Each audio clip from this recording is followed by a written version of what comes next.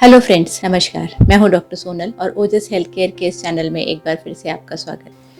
क्या आपको पता है कि केवल 4% डिलीवरीज ही एक्सपेक्टेड डेट ऑफ डिलीवरी पर होती हैं। इसके अलावा 94% डिलीवरीज जो होती हैं वो एक्सपेक्टेड डेट ऑफ डिलीवरी पर नहीं होती हैं और 10% डिलीवरीज समय से पहले होती हैं जिनको कि प्री टर्म डिलीवरीज कहा जाता है। तो आइए जानते हैं लेबर और डिलीवरी के बारे में। नॉर्मल डिलीवरी के लिए लेबर पेन्स एक बहुत ही आवश्यक चीज है और लेबर पेन शुरुआत में किस तरीके से पता चलते हैं और महिलाओं को लेबर पेन्स होने की दशा में किन बातों का ध्यान रखना है, इसके बारे में मैं आज आपसे बात करना चाहती हूँ। नॉर्मल डिलीवरी के लिए लेबर पेन्स जो शुरुआत होती है वो आमतौर पर 8.5 महीने से शुरू हो जाते हैं, जो कि अगर हम वीक्स में देखें तो 37 वीक्स ऑफ प्रेगनेंसी होता है और 9 से 9.25 महीने तक का जो टाइम होता है वही नॉर्मल डिलीवरी के लिए सबसे ज्यादा उपयुक्त समय होता है। अगर किसी वजह से डिलीवरी के जो दर्द हैं वो 9.25 महीने के बाद नहीं शुरू हो रहे हैं तो महिलाओं को जरूर चाहिए कि वो अपने डॉक्टर से सलाह करें, क्योंकि अगर प्रेगनेंसी की ड्यूरेशन ज्यादा होती है तो वो गर्भस्थ शिशु के लिए नुकसानदेह हो सकती है। तो इसलिए समय का बहुत ज्यादा ध्यान रखें। अगर किसी वजह से दर्द नहीं शुरू हो रहे हैं तो जरूर अपने डॉक्टर को सलाह लें और इस बात का इंतजार न करें कि जब दर्द शुरू होंगे तभी जाकर डॉक्टर से सलाह लेंगे। लेबर पेन्स को पहचानने के लिए किन बातों का ध्यान रखना है।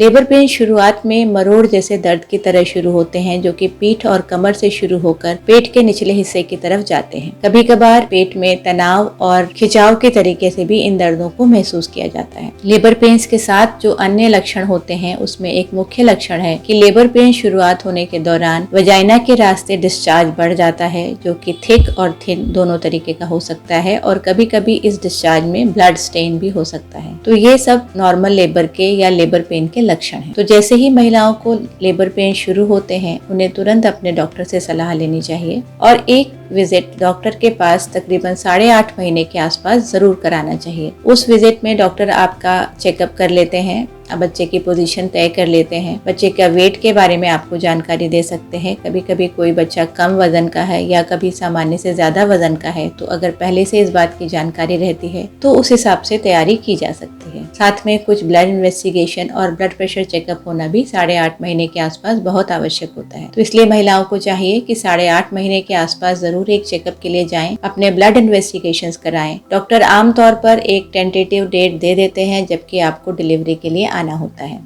उसके 2 या 4 दिन आगे और पीछे आप जा सकते हैं, लेकिन बहुत ज्यादा समय डिले करने से कभी कभी नुकसान हो सकता है। इसलिए महिलाओं को चाहिए कि आखिरी के समय में अपने बच्चे को लेकर वो लापरवाही न बरतें, समय से डॉक्टर से चेकअप कराएं। ज्यादातर डिलीवरीज एक्सपेक्टेड डेट पर नहीं होती है, इसलिए इस मिथ में न रहें कि जब डेट आएगी डिलीवरी की तभी हम डॉक्टर को चेकअप कराएंगे। और आखिरी के दिनों का एक चेकअप बहुत ज्यादा महत्वपूर्ण होता है। इस बारे में जरूर जागरूक रहें। जागरूक रहिए, स्वस्थ रहिए। धन्यवाद।